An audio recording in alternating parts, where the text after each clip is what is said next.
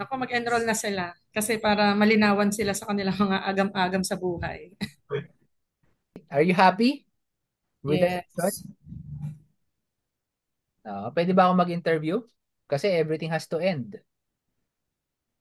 Oo naman. Oo naman po, mentor. Okay? So what can you say about Suabe 499 project, one-on-one session, coaching session with Mentor Mark? Sulit.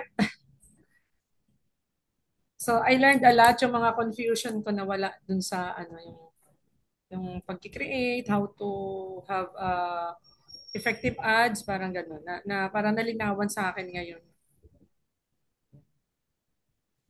Ayos, thank you.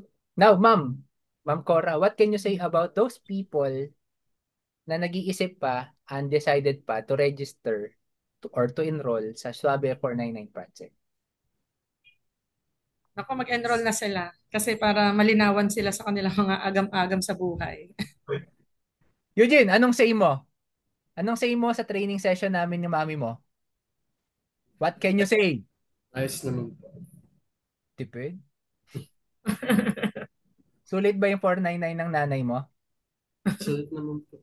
Madalas po may mga nakikita po akong mga mas mahal pa po na seminar na mas low quality po.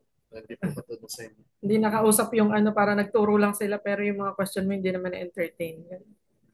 Yes po. Tama naman. Kasi ang paniniwala ko kasi, there's more to training.